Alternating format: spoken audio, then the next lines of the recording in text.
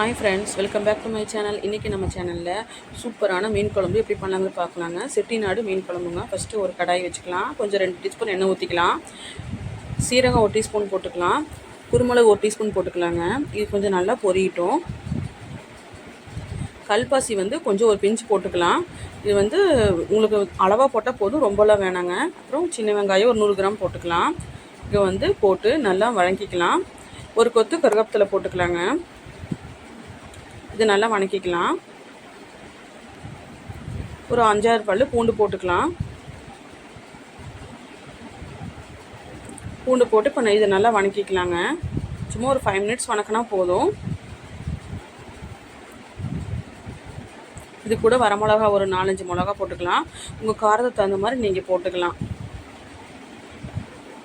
வர மல்லி ஒரு 2 டீஸ்பூன் போட்டுக்கலாங்க. தக்காளி பழம் நான் 4 தக்காளி எடுத்துக்கிறேன். அது நல்லா கட் பண்ணி போட்டுக்கலாம். இப்போ போட்டு தேவையான அளவு உப்பு போட்டு நல்லா வதக்கிக்கலாங்க.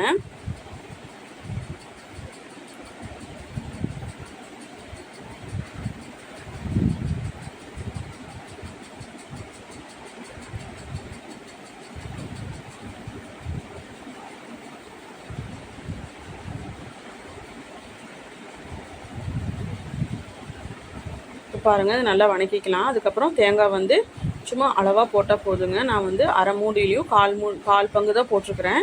இதை போட்டுட்டு நம்ம நல்லா வதக்கிக்கலாம். நல்லா தீ கொஞ்சம் ஹையில் வச்சு நல்லா வதக்கலாம். இப்போ அடுப்பை ஆஃப் பண்ணிடலாம். அடுப்பு மறுபடியும் பற்ற வச்சு நம்ம ஒரு மண் சட்டி வச்சுக்கலாம். அது வதக்கி வச்சது நல்லா ஆறட்டுங்க. இதுக்கு ஒரு 3 டீஸ்பூன் எண்ணெய் சேர்த்துக்கலாம். கடுகு 1 டீஸ்பூன் போட்டுக்கலாம். வெந்தயம் 1 டீஸ்பூன் போட்டுக்கலாங்க. கருவேப்பிலை ஒரு கொத்து போட்டுக்கலாம். போட்டு நல்லா பொரியட்டும். சின்ன வெங்காயம் ஒரு 50 கிராம் சின்ன வெங்காயம், ஒரு 5-6 பல்லு பூண்டு போட்டு இது நல்லா வதக்கிக்கலாங்க. நல்லா வெங்காயம் டிரான்ஸ்பரண்ட்டாக வர்ற வரைக்கும் நல்லா வதக்கிக்கலாம். ரொம்ப வதக்கணுங்கிற அவசியம் இல்லை. அப்புறம் மல்லித்தூள் 1 டீஸ்பூன் போட்டுக்கலாங்க. மிளகாத்தூள் 1 டீஸ்பூன் போட்டுக்கலாம். 1 டீஸ்பூன் கம்மியாகவே தான் போட்டிருக்கிறேன். அந்த அளவுக்கு போட்டால் போதும். அதுக்கப்புறம் நம்ம வதக்கி வச்சுக்கிறோம் இல்லைங்களா, இதை நல்லா ஃபைன் பேஸ்ட்டாக அரைச்சிக்கலாம். ஒரு ஜாருக்கு மாற்றி. குறைலாம் அரைக்கக்கூடாதுங்க. அப்புறம் குழம்புல திப்பி திப்பியாக இருக்கும். நல்லா ஃபைன் பேஸ்ட்டாக அரைச்சிக்கலாம். இப்போ பாருங்கள், இந்த அளவுக்கு அரைச்சாச்சு. பார்த்தீங்களா, நல்லா அரைச்சாச்சு. இதை அரைச்சதை நம்ம அந்த பாத்திரத்தில் ஊற்றிக்கலாங்க. குழம்புல ஊற்றிக்கலாம். அது கூடவே தண்ணி நிறைய மிக்ஸ் பண்ணி ஊற்றிக்கலாம். ரொம்ப திக்காக இருக்குது. ஆறுச்சுன்னா கொஞ்சம் கெட்டியாகிடும். அதனால் கொஞ்சம் தண்ணியாகவே வச்சுக்கலாம். நல்லா ஜாரை கழுவி அதில் ஊற்றிக்கலாங்க. ஊற்றி இப்போ நல்லா கலக்கி விட்டுக்கலாம். இந்த குழம்பு ரொம்ப சூப்பராக இருக்குங்க. நீங்கள் ட்ரை பண்ணி பாருங்கள். செட்டிநாடு குழம்பு, இது மீன் குழம்பு. வீட்டில் ஒன்ஸ் நீங்கள் ட்ரை பண்ணி பாருங்கள்.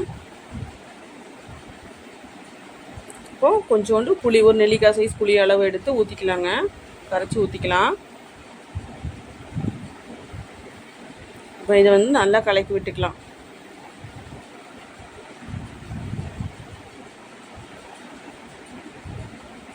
இப்போ நம்ம உப்பு நம்ம ஃபஸ்ட்டு தாளிக்கும் போது போட்டிருக்குறோம்.